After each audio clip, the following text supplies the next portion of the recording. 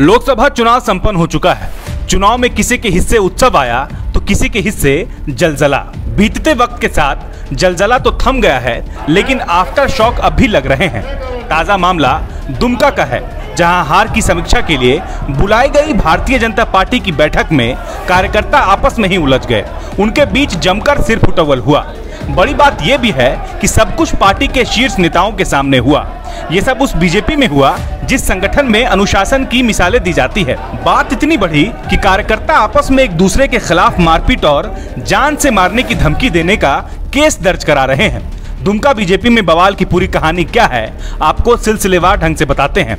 दरअसल सभी पार्टियां चुनाव परिणाम को अपने अपने तरीके से मंथन कर रही है। जहां जीते वहां और बेहतर की गुंजाइश तलाशी जा रही है, और जहां हार गए वहां इसके कारण ढूंढे जा रहे हैं। दुमका में सुनील सोरेन का टिकट काटकर पार्टी ने झारखंड मुक्ति मोर्चा से बगावत करके आई जामा की विधायक सीता सोरेन को उम्मीदवार बनाया था, लेकिन वह नलिन सोरेन से हार गई। अब उस हार की समीक्षा की जा रही है। बूथ से लेकर मंडल स्तर तक कहां चूक हुई उसकी खोज की जा रही है। इस सिलसिले में शनिवार को दुमका में भारतीय जनता पार्टी के नेता, पदाधिकारी और कार्यकर्ताओं की एक मीटिंग थी। इसके लिए बाकायदा प्रदेश महामंत्री आदित्य साहू, प्रदेश उपाध्यक्ष बालमुकुंद सहाय दुमका पहुंचे थे। शर्मनाक बात यह है कि यहां बीजेपी के कार्यकर्ता आपस में ही भिड़ गए। मारपीट की नौबत आ गई।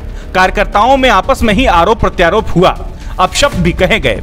इस घटना का एक वीडियो वायरल हो रहा है, जिसमें साफ देखा जा सकता है कि पार्टी के वरीय नेता सामने मंच पर बैठे हैं और उनके सामने ही कार्यकर्ता आपस में उलझ गए हैं। एक दूसरे को भला बुरा कह रहे हैं। कोई जिला अध्यक्ष को कोस रहा है तो कोई स्थानीय नेताओं को।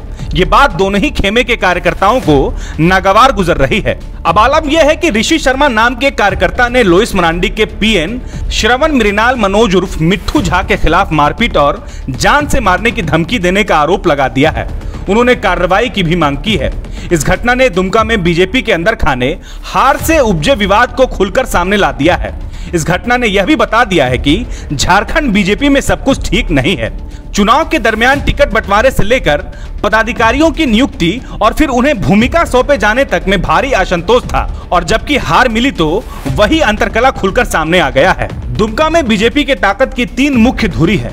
पहला पूर्व मंत्री और विधायक लुइस मरांडी, दूसरा पूर्व सांसद सुनील सोरेन जिनका इस दफे टिकट कटा था, और तीसरा सीता सोरेन जो अभी अभी पार्टी में आई थी। अब कौन सा खेमा किसके ज्यादा करीब है और किससे ज्यादा दूर, ये तो स्पष्ट रूप से नहीं मालूम, लेकिन इतना जरूर पता है कि सब ठीक नहीं है। अब तो कुछ ही महीनों में प्रदेश विधानसभा के चुनाव हैं। लोकसभा में बीजेपी ने 3 सीटें गंवाई है जो 2019 में जीती थी। 5 आदिवासी सीटों पर हार उसके लिए बड़ा सेटबैक है। 2019 के विधानसभा चुनाव में संताल परगना के 18 में से किसी भी आदिवासी सीट में बीजेपी को जीत नहीं मिली थी। लोकसभा में भी दुमका और राजमहल दोनों हार गए।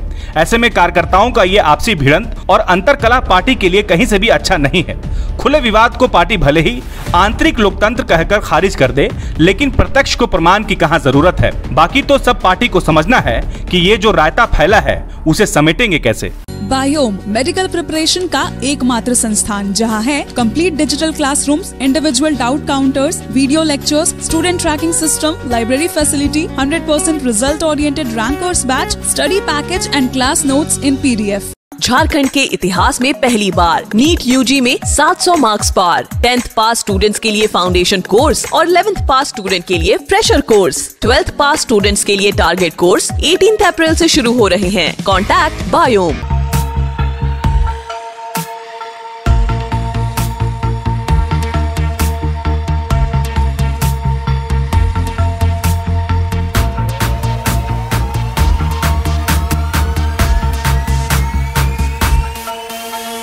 thefollowup.in.